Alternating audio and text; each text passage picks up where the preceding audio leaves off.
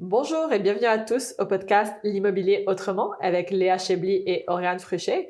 Aujourd'hui, nous sommes dans un épisode spécial en rafale où est-ce que, après vous avoir parlé de beaucoup de choses intéressantes, de vices cachés, de location, Oriane et moi, on va répondre à deux questions au sujet de l'immobilier qui sont un peu plus légères et un peu plus divertissantes. Donc, je vais d'abord céder le micro à Oriane qui va nous dire c'est quoi la première question. Léa, j'ai déjà une question pour toi. Oui. Est-ce que tu es prête? Je suis prête. Parfait. Donc, je voulais connaître ta réponse à cette question. Donc, c'est pour connaître ton opinion.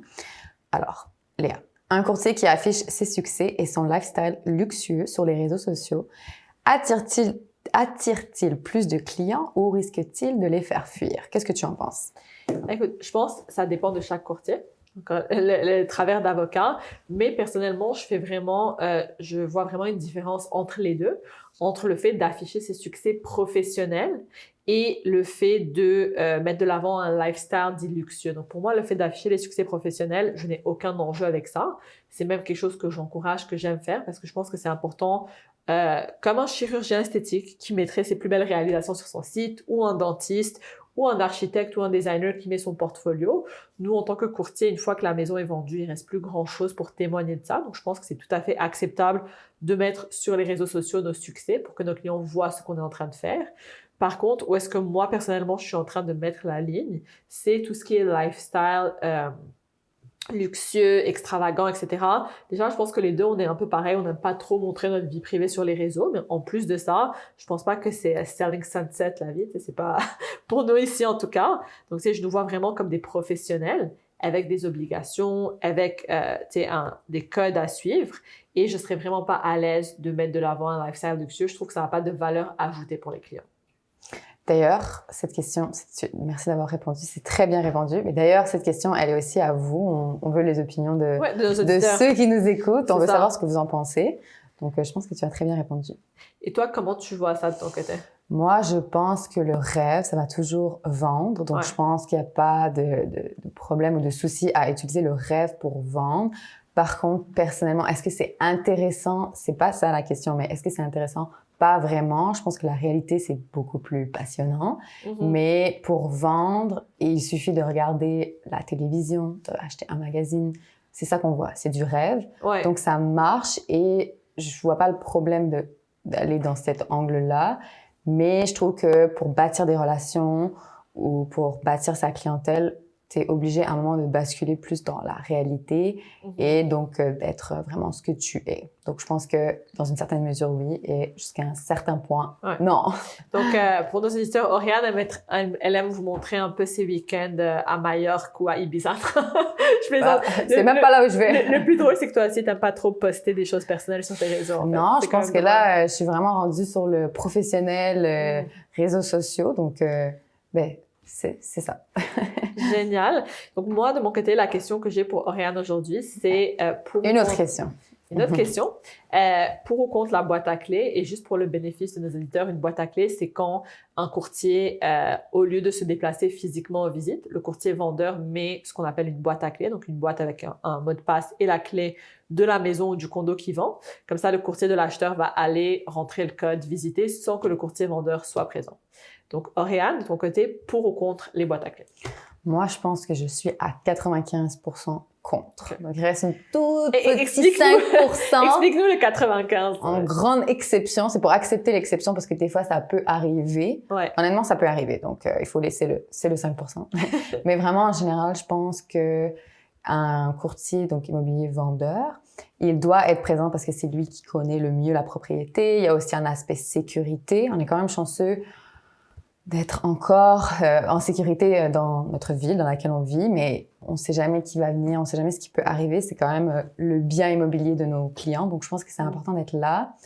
Je crois que ce serait ces deux aspects-là. C'est le courtier du vendeur qui le vendra la mieux et l'aspect sécurité, je pense que c'est important. Aussi, quand on est là, on a un peu le feeling, on comprend, on voit ce qui se passe, on voit ce qui bloque aussi. Des fois, il y a des propriétaires, elles sont plus difficiles à vendre et c'est important de comprendre en étant là. C'est où, qu'est-ce que l'acheteur regarde, qu'est-ce qu'il retient, qu'est-ce qui l'agace. Et donc, il faut être capable, en fait, de faire un compte rendu et de travailler sur ce défaut si c'est travaillable. Des fois, ça l'est pas. Des fois, ça l'est pas. Mais je pense que d'être là, ça donne vraiment un meilleur service au final. Donc, je suis pour le 95%. Et le 5%, c'est s'il y a un conflit d'horaire et que, écoute, toute l'équipe est occupée. Donc, dans ce cas-là, il faut laisser la boîte à clés. Donc, il faudrait qu'il y en ait une quand même en tout temps, au cas où, pour ne jamais manquer les visites. Mais sinon, je crois que le courtier du vendeur doit être là. Moi, je fais un peu l'avocat du diable. C'est sûr qu'en théorie, je suis d'accord avec toi. Les nuances que je mettrais, c'est un peu celles que tu as apportées, je te dirais, juste réalistiquement, entre ton horaire, l'horaire du courtier acheteur, l'horaire de l'acheteur et l'horaire du vendeur. Des fois, il faut essayer de coordonner 4 horaires en même temps, ce qui peut être vraiment difficile. Et entre se casser la tête pendant une semaine pour essayer de peut-être trouver une visite et juste accepter la première plage que l'acheteur souhaitait, je préfère vraiment la deuxième option. C'est sûr que, comme je t'ai dit, moi, les fois où je l'ai fait, effectivement, on en parlait avec le vendeur, c'était souvent un plan B. J'appelais avant le courtier acheteur pour lui donner tous les points pour vendre la propriété. Je pense que c'était vraiment important qu'il les ait. Mais comme je t'avais dit, même sur la maison de mes parents, dont on en parlait dans un autre épisode, je savais que ça allait être très occupé. Puis il y avait un week-end où je pouvais pas nécessairement être là à tous les moments. Je voulais m'assurer de maximiser.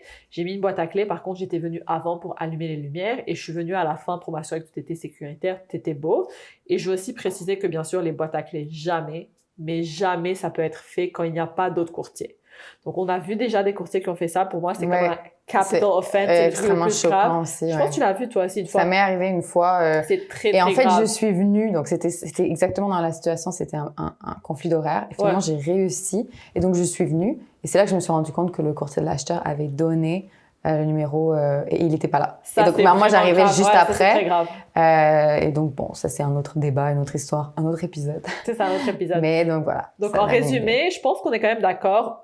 Non, mais, parce qu'il peut avoir une utilité. Puis aussi, je pense que, en général, quand tu fais une visite en tant que courtier vendeur, tu dois vraiment vendre la propriété, mais il faut aussi, à moins que tu arrives à doser, et je pense que les deux, on le fait assez bien, tu peux pas être collé à l'acheteur et son courtier. Ils vont vraiment se sentir étouffés. Ouais, c'est ça. Faut que tu Il y a doses. certains courtiers vendeurs qui sont peut-être trop présents. Ouais, quand on est un courtier de l'achat, on Ouais. connaît notre client, donc on n'a pas toujours besoin d'être collé avec un autre courtier du vendeur. Donc, je pense que faut y aller avec le jugement. On peut juste résumer l'information.